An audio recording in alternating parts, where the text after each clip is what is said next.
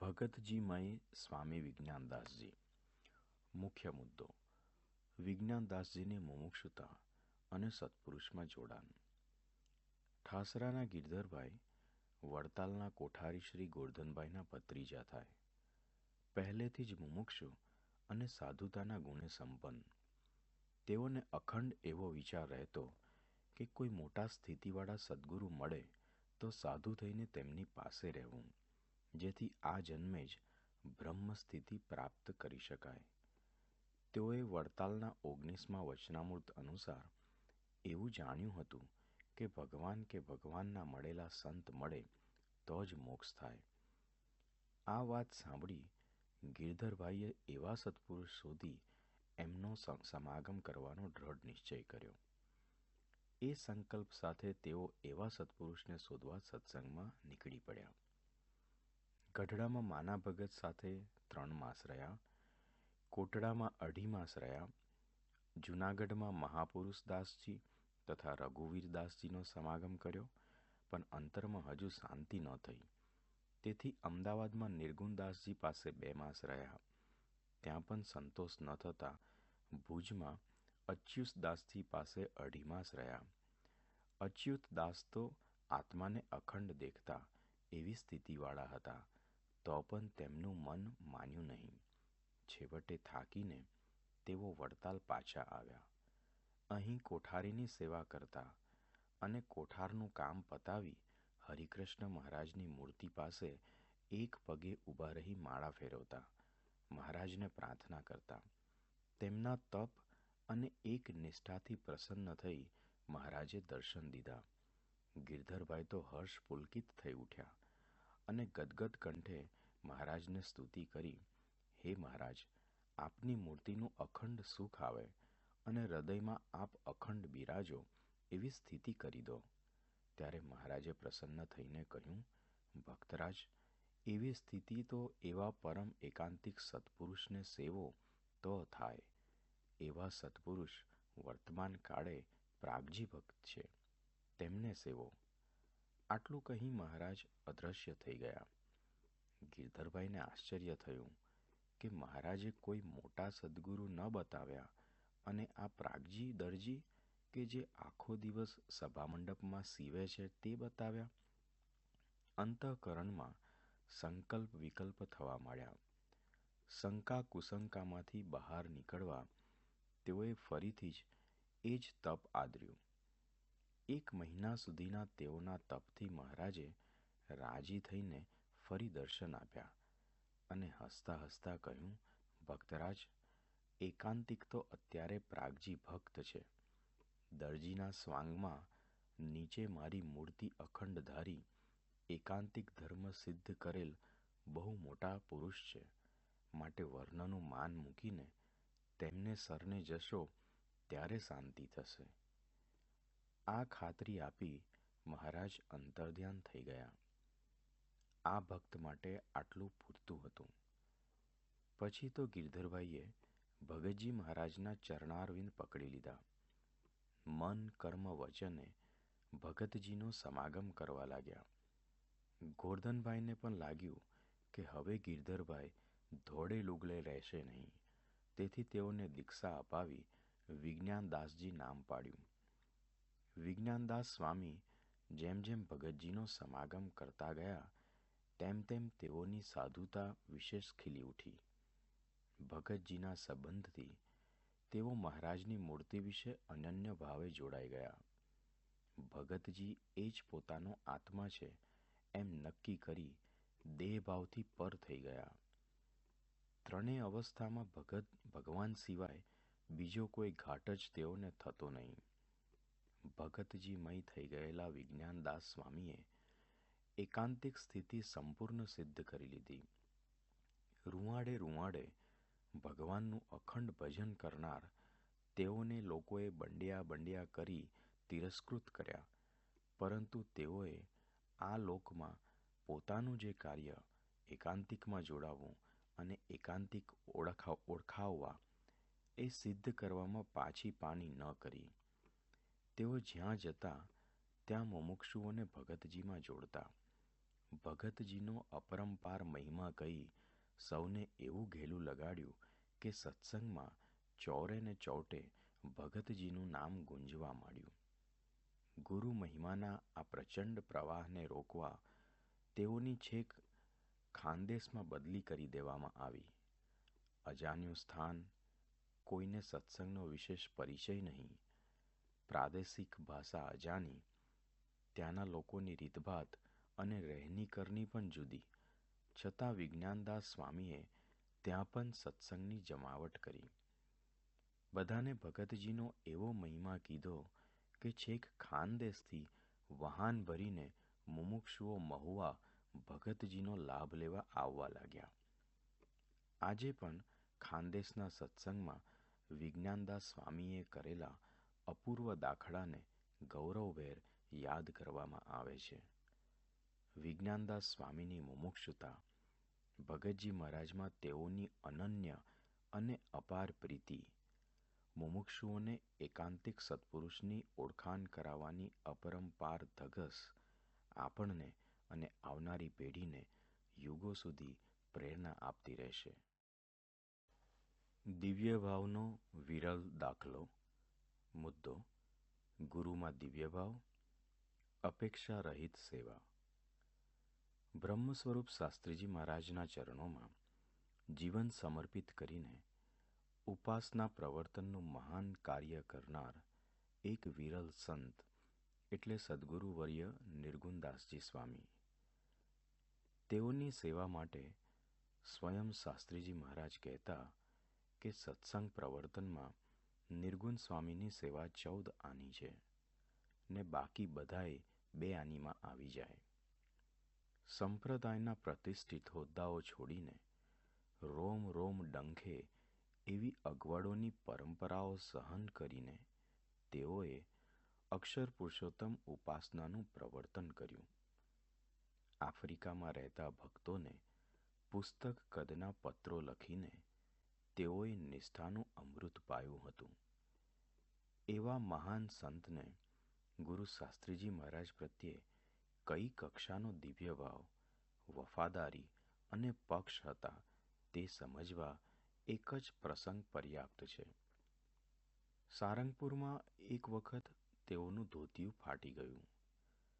તેઓ શાસ્ત્રીજી મહારાજ પાસે નવું ધોતિયું માંગવા ગયા. શાસ્ત્રીજી મહારાજ તેઓને કહે, નહીં મળે, તમે દાંડિયું કરીને પહેરો. દાંડિયું કરવું એટલે જૂના ધોતિયાને વચ્ચેથી ફાડીને બંને છેડાઓથી સાંધીને ફરી પહેરવું. તે સમયે નિર્ગુણ સ્વામીએ લેશ માત્ર ફરિયાદ ન કરી કે હું આ સેવા લાવું છું અને તમે મને જ આપવાની ના પાડો છો. તેઓએ શાસ્ત્રીજી મહારાજની આજ્ઞા માથે ચડાવી. પરંતુ વિશેષ આશ્ચર્ય તો પછી બન્યું. તે સમયે એક બાવાજી યાત્રાએ જવા નીકળ્યા હતા. તેઓ ફરતા ફરતા સારંગપુર આવી પહોંચ્યા. તેમને ધોતિયાની જરૂર હશે તો શાસ્ત્રીજી મહારાજ પાસે માંગ્યો. શાસ્ત્રીજી મહારાજે તત્કાળ નવું જ ધોતિયું તાકામાંથી ફડાવીને આપી દીધું. એટલે નિર્ગુણ સ્વામીએ રમૂજમાં કહ્યું, એને આપો છો અને મને દાંડિયું કરવાનું કહો છો. તો શાસ્ત્રીજી મહારાજ કહે, તમારે તો સાક્ષાત મહારાજ સ્વામીનો આધાર છે અને આ બાવાજીને તો કોઈનો આધાર નથી, માટે એને તો આપવું પડે. સંસ્થા માટે પોતાની જાત ઘસી નાખવા છતાં એક નવું ધોતિયું ન આપ્યું તોય તેઓને ગુરુમાં લેશ માત્ર મનુષ્ય ભાવ નથી આવ્યો. આવા પ્રસંગ બનતા ત્યારે તેઓ તરત શાસ્ત્રીજી મહારાજનો અપરંપાર મહિમા કહેવા લાગતા. અખંડ દિવ્ય ભાવ, અપૂર્વ ઉત્સાહ અને આજીવન વફાદારી સાથે તેઓએ કરેલી સેવાઓ આપના સૌ માટે કાયમ દીવાદાંડીરૂપ બની રહેશે. બ્રહ્માંડ તૂટે પણ દોરડું નહીં. મુદ્દો: વચનમાં વિશ્વાસ, સેવામાં યાહોમ. બ્રહ્મ સ્વરૂપ શાસ્ત્રીજી મહારાજના ભવ્ય સંકલ્પ અનુસાર સારંગપુર મંદિરનું નિર્માણ કાર્ય ચાલી રહ્યું હતું. સંતો ભક્તો આ સેવા યજ્ઞમાં રાત દિવસ યાહોમ થઈને મંડ્યા હતા. તેમાંય મોટા મોટા પોરબંદરી પથ્થરો ચઢાવતા મહાકાય સોમા ભગતને જોઈને સૌ કોઈ આશ્ચર્યચકિત થઈ જતા. સ્વામી શ્રીજીની સેવામાં કદાચ દેહ પડી જાય તો મહારાજની હજુરમાં અક્ષરધામમાં બેસી જઈશું તેવા દ્રઢ નિશ્ચય સાથે તેઓ સેવા કરતા. સોમા ભગતની અડગ ધીરજ અને સ્વામીશ્રીની આજ્ઞામાં અખૂટ વિશ્વાસનો પરચો એક પ્રસંગે સૌને મળી ગયો. મંદિરના મધ્યખંડનો તરઘટનો પથ્થર ઉપર ચડતો હતો. આશરે 150 મન એટલે કે 3000 કિલોના આ પથ્થરને જાડા રાંઢવાના દોરડાથી 7 બંધથી બાંધ્યો હતો. સ્વામિનારાયણ સ્વામિનારાયણની ધૂન સાથે પથ્થર એક એક તસુ ઉપર જતો હતો. એટલામાં રાંઢવાનું એક બંધ તૂટ્યું. હજુ તો કોઈ નોંધ લે એટલામાં તો બીજું, ત્રીજું, ચોથું એમ 6 બંધ તૂટી ગયા. હવે એક જ બંધ ઉપર પથ્થર એક બાજુ લટકી રહ્યો હતો. સૌને લાગ્યું કે પથ્થર પડશે તો નીચે ઘડીને તૈયાર મૂકેલા બીજા પથ્થરો પણ તોડી નાખશે. એટલે દોરડું કોઈએ છોડ્યું નહીં. હરિભક્તો દોડીને શાસ્ત્રીજી મહારાજને બોલાવી લાવ્યા. સ્વામીશ્રી એકદમ પધાર્યા અને એક બાજુ લટકતા પથ્થરને જોઈ એક હાથ ઊંચો કર્યો અને પછી કહ્યું, પથ્થર હવે નહીં પડે. એટલે તેમાંથી એક જણે કહ્યું, હવે ધીરે ધીરે પથ્થર નીચે ઉતારી લઈએ ને. ત્યારે સ્વામીશ્રીએ કહ્યું, કેમ નીચે ઉતારવો છે? ઉપર ચડાવી દો. ત્યાં ઊભેલા સોમા ભગત પર દ્રષ્ટિ કરી સ્વામીશ્રીએ કહ્યું, સોમા ભગત, પથ્થર ઉપર ચડીને તૂટેલા રાંઢવા બાંધી દો. શાસ્ત્રીજી મહારાજના આ શબ્દો સાંભળી સૌ સ્તબ્ધ થઈ ગયા. એક જ બંધ ઉપર લટકી રહેલા આ પથ્થર ઉપર આવા મહાકાય સોમા ભગત ચડી જાય તો તેમની અને પથ્થરની શી સ્થિતિ થાય એ તો જેને માથું હાથમાં લીધું હોય તેનાથી જ બને. પરંતુ સોમા ભગતને સ્વામીશ્રીની આજ્ઞામાં અક્ષરધામનું અવિચળ પદ દેખાતું હતું.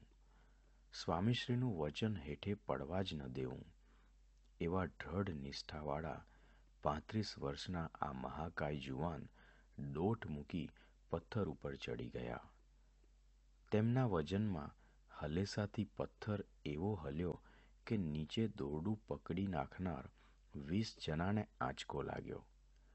સૌ ભયભીત થઈ હવે શું થશે તે જોવા લાગ્યા. એટલામાં તો વીજળીની ત્વરિત ગતિએ સોમા ભગતે તૂટેલા રાંઢવાના 1, 2, 3 એમ બધા બંધ બાંધવા માંડ્યા. આ ક્રિયા કરતાં કરતાં પણ તેમની દ્રષ્ટિ વારંવાર શાસ્ત્રીજી મહારાજ તરફ જતી. સ્વામીશ્રી નિશ્ચલતાથી અભયહસ્ત ઊંચો કરીને ઊભા હતા. તેથી સોમા ભગતને પાકી ખાતરી હતી કે કદાચ બ્રહ્માંડ તૂટી પડે તો પણ આ પથ્થર નહીં જ પડે. ધીરે ધીરે તૂટેલા બંધ બાંધી સોમા ભગત નીચે ઉતર્યા અને શાસ્ત્રીજી મહારાજના ચરણોમાં નમી પડ્યા. આશીર્વાદનો એ જ અભયહસ્ત સોમા ભગતના માથા ઉપર મૂકી શાસ્ત્રીજી મહારાજે તેઓની દ્રષ્ટિમાં દ્રષ્ટિ પરોવી અપાર રાજીપાની લાહણી કરી દીધી. ત્યાં ઉપસ્થિત સૌના હૈયે હોઠે એક જ વાત રમતી હતી, ધન્ય છે સોમા ભગતને અને ધન્ય છે એમની ગુરુ ભક્તિને. ગુરુના વચનમાં વિશ્વાસ રાખી જાનની બાજી લગાવી દેનાર આવા નિષ્ઠાવાન ભક્તોના આપણે વારસ છીએ. તેઓના પ્રસંગો નજર સમક્ષ હોય તો ગુરુને રાજી કરવાનો અવસર આપણે લૂંટી શકીએ. આ ટાણું કેમ ચૂકાય? મુદ્દો સમર્પણ. સારંગપુર મંદિરમાં ધર્મકુળની મૂર્તિઓની પ્રતિષ્ઠાનો પ્રસંગ નજીક આવતો હતો. એ અરસામાં શાસ્ત્રીજી મહારાજ રઢુ પધાર્યા હતા. રઢુથી એક ગાવ ઉપર પુરુષોત્તમપુરામાં આશાભાઈ, ઈશ્વરભાઈ અને મોતીભાઈની જમીન અને રહેઠાણ હતા. આ સમય દરમિયાન જ તેઓએ કપાસ, અનાજ વગેરેના ગંજ ભરવા માટે નવી આલીશાન બંગલો તૈયાર કરાવ્યો હતો અને તેમાં પોતાની શાખ પ્રમાણે રાચરચીલું પણ સારું રાખ્યું હતું. આ બંગલામાં આ વર્ષનો પાક 600 મણ કપાસ, 700 મણ ચણા અને 1000 મણ ઘઉં તથા બીજી પરચુરણ વસ્તુઓ વેચાણ માટે તૈયાર થઈને પડી હતી. પરંતુ અકસ્માતથી કપાસમાં સળગતી દિવાસળી પડી અને આગ ચંપાઈ. જોત જોતામાં તો આગે વ્યાપક સ્વરૂપ પકડી લીધું અને તમામ માલ મિલકતને અગ્નિની જ્વાળાઓ ચડ કરતી ભરખી ગઈ. જીવ બચાવી સૌ પહેરેલે કપડે ઘરમાંથી બહાર માંડ નીકળી શક્યા. રઢુમાં આ સમાચાર આશાભાઈને મળ્યા. શાસ્ત્રીજી મહારાજની કૃપાથી મળેલી જ્ઞાન દ્રષ્ટિથી તેમને કોઈ શોક ન થયો. પુરુષોત્તમપુરા આવીને જોયું તો બધું જ ભસ્મીભૂત થઈ ગયું હતું. કોઈનું પણ કાળજું તૂટી જાય તેવી પરિસ્થિતિ હતી. પણ આ પરિવારની દ્રઢ સમજણ હતી કે પોતાની કસોટી કરવા ભગવાનનું જ આ કર્તવ્ય છે. માણસ મોકલી રઢુથી ખીચડી મંગાવી ત્યારે સૌ રાતનું ભોજન જમવા ભેગા થયા. બીજે દિવસે શાસ્ત્રીજી મહારાજ પધાર્યા. નુકસાન જોઈને ઘણા જ દુઃખી થયા. બંને ભાઈઓએ સાંત્વન તો આપ્યું, પણ હજુ પરીક્ષા બાકી રહી હોય એમ સ્વામીશ્રીએ કહ્યું, આ તો આપના જ કાર્યમાં વિઘ્ન આવ્યું. આપને સારંગપુર મંદિરની મૂર્તિ માટે પૈસા લેવા આવ્યા અને આ ઉપાધિ આવી. આવી વિષમ પરિસ્થિતિમાં આવા ઉદ્ગારો સાંભળી બીજાને તો મનુષ્યભાવ આવી જાય. પણ આશાભાઈ, ઈશ્વરભાઈ અને મોતીભાઈ આ ભક્તો જુદી માટીના હતા. તેઓને શાસ્ત્રીજી મહારાજ માટે સાક્ષાત ભગવાનનો ભાવ હતો. આપતકાળમાં પણ આજ્ઞાનું પાલન કરી છૂટવાની તેમને તમન્ના હતી. આશાભાઈએ સરાફને ત્યાંથી વ્યાજે રકમ લાવવા મોતીભાઈને જણાવ્યું. રકમ આવતા આશાભાઈએ સ્વામીશ્રીને ચરણે ધરી. સ્વામીશ્રી તો આ રકમ જોઈ સ્તબ્ધ થઈ ગયા અને પૂછ્યું, આ ક્યાંથી લાવ્યા? ત્યારે આશાભાઈએ કહ્યું, આપના માટે આભ પાતાળ એક કરવા હોય તો કરીએ, માટે આપ આ રકમ સ્વીકારો અને અમારા ઉપર રાજી થાવ. સ્વામીશ્રી રાજી થઈ ગયા. પ્રેમથી આ ભક્તોને ભેટી પડ્યા અને કહ્યું, આ વિષમ પરિસ્થિતિમાં જ્યાં અન્ન વસ્ત્રનું ઠેકાણું નથી ત્યાં વ્યાજે રકમ લાવીને આપવી એ કોઈથી થાય નહીં. ત્યારે મોતીભાઈએ સ્વામીશ્રીને કહ્યું, અત્યારે તો જે મોજ આપી શકે એવા સમર્થ હોય તે જ માગે. આપ તો શ્રીજી મહારાજનું સ્વરૂપ છો. જો આ અવસર ચૂકી જઈએ તો તમે જે મોજ આપવા પધાર્યા છો તે ટાણું અમારે જાય. સાનુકૂળતા હોય તો કદાચ સેવા થાય, પરંતુ પ્રતિકૂળતામાં, મુશ્કેલીના સમયમાં, વિપત્તિઓની વચ્ચે પણ સેવા થાય એ સમજણ કેવી? પોતાનું સર્વસ્વ બળીને રાખ થઈ ગયું હોય ત્યારે પણ ગુરુના વચને સમર્પિત થઈ જનારા આ ભક્તોના હૈયે કેવો ગુરુ મહિમા હશે? સમર્પણનો આથી મોટો દાખલો દુનિયામાં ક્યાં મળે? આફ્રિકા સત્સંગના જ્યોતિર્ધર મગનભાઈ. મુદ્દો: ઉપાસના પ્રવર્તનનો ઉમંગ, ગુરુ મહિમા. અંધારખંડ તરીકે ઓળખાતા પૂર્વ આફ્રિકામાં અક્ષર પુરુષોત્તમના અજવાળા ફેલાવનાર ભક્તરાજ હતા મગનભાઈ પટેલ. 31-32 વર્ષની ઉંમર સુધીનું તેઓનું જીવન ખાવું પીવું અને મોજશોખમાં વીત્યું હતું. પોતે કિમ્વેઝી સ્ટેશન ઉપર રેલવે માસ્તરની નોકરી કરતા. તુમાખીવાળો સ્વભાવ અને શિસ્ત પાલનમાં જરાય બાંધછોડ ન ચલાવી લેવાની તેઓની પ્રકૃતિ, પરંતુ પૂર્વના સંસ્કાર અને ભગવાનની કૃપાથી તેઓ જ્યાં નોકરી કરતા હતા ત્યાં જ શાસ્ત્રીજી મહારાજના હરિભક્ત હરમાનભાઈ પટેલની બદલી થઈ. હરમાનભાઈના યોગે મગનભાઈને સત્સંગનો રંગ લાગ્યો. તેમાં પણ એક વખત તેઓ રજા ઉપર ભારત આવ્યા અને બોચાસનમાં શાસ્ત્રીજી મહારાજના દર્શન થયા. પ્રથમ દર્શને જ તેઓને એવી દિવ્ય અનુભૂતિ થઈ કે તેઓએ શાસ્ત્રીજી મહારાજને ગુરુ કરી લીધા. સ્વામીશ્રીના ચરણોમાં પડી ધ્રુસકે ને ધ્રુસકે રડવા માંડ્યા. ત્યારે શાસ્ત્રીજી મહારાજે તેઓને આશીર્વાદ આપી કહ્યું, તમારા પૂર્વેના બધા જ ગુના માફ છે. હવે સત્સંગ કરજો અને કરાવજો. ત્યાર પછી તેઓએ સત્સંગ પ્રવર્તનનો જાણે મહાયજ્ઞ ચલાવ્યો. પોતાના યોગમાં નાના મોટા જે આવે તેને સત્સંગની, ભગવાન સ્વામિનારાયણ અને શાસ્ત્રીજી મહારાજની વાતો કરતા તેઓ થાકતા જ નહીં. પોતે સ્ટેશન માસ્તર તરીકે નોકરી કરતા, તેથી કોઈને વેગન છોડાવવું હોય તો મગનભાઈની મંજૂરી જોઈએ. મગનભાઈ કહેતા કે તમે થોડીવાર મારી કથા વાર્તા સાંભળો તો હું તમને મંજૂરી આપું. આમ પરિચિત અપરિચિત સૌ કોઈને સત્સંગની વાતો કરવાનો તેઓને જબરો વેગ લાગી ગયો હતો.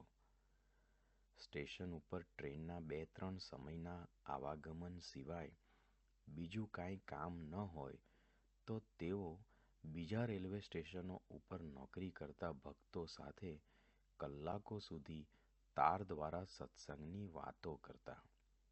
એટલું જ નહીં, નિર્ગુણદાસ સ્વામીના સમાગમ અને વાંચનથી તેઓએ વચનામૃત ગ્રંથમાં પણ ખૂબ ઊંડો અભ્યાસ પ્રાપ્ત કર્યો હતો. રાતોની રાત તેઓ વચનામૃત ઉપર કથા વાર્તાનો બ્રહ્માનંદ રેલાવતા. સંધ્યા આરતીથી કથાનું મંગળ થાય અને સવારે સૌ દાતન લઈને ઊભા થાય ત્યાં સુધી તેઓ કથા વાર્તા કરતા. સત્સંગ પ્રવર્તન માટે તો તેઓએ સાંજના વાળુનો પણ ત્યાગ કરી દીધો હતો. ટરોરો, વાબલે, જિંજા, કંપાલા, મસાકા, બ્લિક્વે, બ્રુડોપા, બ્રુકેડિયા, નાયગોનગેરો, નૈરોબી, મોમ્બાસામાં તેઓ ઘૂમી વળ્યા અને કથા વાર્તાના અખાડા જમાવી સેંકડો જીવોમાં અક્ષર પુરુષોત્તમની નિષ્ઠા ધરવી દીધી. શાસ્ત્રીજી મહારાજના ગુણગાન ગાતા મગનભાઈ ગડગડા થઈ જતા અને કહેતા, શાસ્ત્રીજી મહારાજને સેવે શ્રીજી મહારાજ સેવાઈ રહ્યા. જેને મરીને પામવા હતા તે દેહ છતાં મળ્યા છે. શાસ્ત્રીજી મહારાજનો મહિમા કહેતા કેટલી વાર તો એવું બોલતા કે હું શું વધારે કહું, જીભ ચાલીને કહું છું, નહીતર જગત મારા ઠાઠા કાઢી નાખે, ખૂબ માર મારે. તેઓને ભક્તોનો એવો મહિમા હતો. હરિભક્તોની ચરણરજમાં આડોટે અને ભક્તિનો એવો કેફ કે રાત્રે પથારીમાં ઉછળે કે મને શાસ્ત્રીજી મહારાજ મળી ગયા. તેઓએ શાસ્ત્રીજી મહારાજને વચન આપેલું કે ગઢપુરનું મંદિર આફ્રિકાનું મંડળ પૂરું કરશે. તે વચન સિદ્ધ કરવા તેઓ હરિભક્તોને કહેતા કે શાસ્ત્રીજી મહારાજ કહે ત્યારે એમના વચને વેચાઈ જવું પડે તોય શું? જ્યારે ગાય, બળદ, ભેંસ, બકરાના અવતાર થયા હોઈશું ત્યારે ઘણીવાર વેચાયા હોઈશું. તો આ મનુષ્ય દેહે શાસ્ત્રીજી મહારાજનું વચન ગઢપુર મંદિર પૂર્ણ કરો તે પાડતા વેચાવવું પડે તો પણ શું? ગુરુહરિના વચન ઉપર મરી મીટવાનું છે. તેઓના શબ્દોમાં સત્પુરુષ કાજે સર્વસ્વ ન્યોછાવર કરી દેવાનો કેવો ઉમંગ છલકાય છે. એક ગૃહસ્થ હોવા છતાં તેઓ એક સંત જેવું જીવન જીવી ગયા. બ્રહ્મ સ્વરૂપ શાસ્ત્રીજી મહારાજ કહેતા કે હું મગનભાઈ દ્વારા આફ્રિકામાં કાર્ય કરી રહ્યો છું, માટે તેમનો સમાગમ કરવો. માત્ર 51 વર્ષની જિંદગીમાં મગનભાઈએ અનેક જિંદગીઓનું સાટું વાળી દીધું. મહિમાના મહાસાગરમાં મહાલતા મગનભાઈ ઉપાસના પ્રવર્તનની અપાર સેવા કરી શાસ્ત્રીજી મહારાજની માળાના મણકા બની ગયા. મગનભાઈની જેમ આપને પણ અક્ષર પુરુષોત્તમ ઉપાસનાના પ્રવર્તનની સેવામાં જિંદગી ખપાવી પ્રગટ ગુરુહરિની માળાના મણકા બની જઈએ તેમાં જ જીવનની સાર્થકતા છે.